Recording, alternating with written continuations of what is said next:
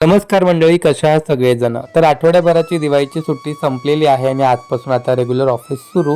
तर ऑफिसला जाण्याआधी सगळ्यात पहिले तर दुपारच्या पोटापाण्याची सोय करायला हवी. त्यामुळे मग जाता जाता सगळ्यात पहिले मेसमधून भाजी चपातीचा डबा घेतला.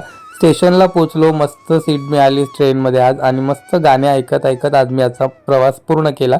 ऑफिसला गेल्यानंतर खरं तर मला माहिती होतं की आज ऑफिसमध्ये बरंच मला काम असणार आहे, कारण आठवड्याभराची सुट्टी पडली होती. पण सगळ्यात पहिले तर काम सुरू करण्याआधी स्वामी सेवा, कारण आठवड्याभर स्वामींना फुलंच वाहिली नव्हती. त्यामुळे जुनी फुलं काढून घेतली, नवीन फुलं वाहिली, नमस्कार केला आणि मग शांत चित्ताने कामाला सुरुवात केली.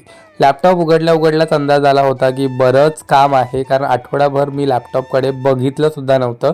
पण आठवड्याभरात मला जशी जशी माझी कामं आठवतील ना तशी तशी मी या डायरीमध्ये नोट डाऊन करून ठेवत होतो, जेणेकरून मला ऑफिसला गेल्यानंतर असं व्हायला नको की काय काम करायचं हेच लक्षात नाही आहे. कारण काम लक्षात असेल तर ते करता येईल ना. त्यामुळे मग माझी सवय आहे की काही असं लक्षात आलं की मी ते लगेच नोट डाऊन करून ठेवतो, जेणेकरून कितीही लॉंग गॅप पडला तरी कामं सुरळीत होतात. अशा प्रकारे सगळी कामं पटापटा संपवायचा प्रयत्न होता. आणि आय नो, मला माहिती आहे की मी म्हटलेलं की प्रियंकाला मी येताना घेऊन येईन गावावरून, पण काही कारणाने ते शक्य झालं नाही. लवकरच ती परत येईल. दुपारच्या जेवणामध्ये ना जी भेंडीची भाजी मी मेसमधून आणली होती ना ती अजिबातच मला आवडली नाही. ती वेगळीच कशी तरी लागत होती, त्यामुळे डबाच खाल्ला नाही.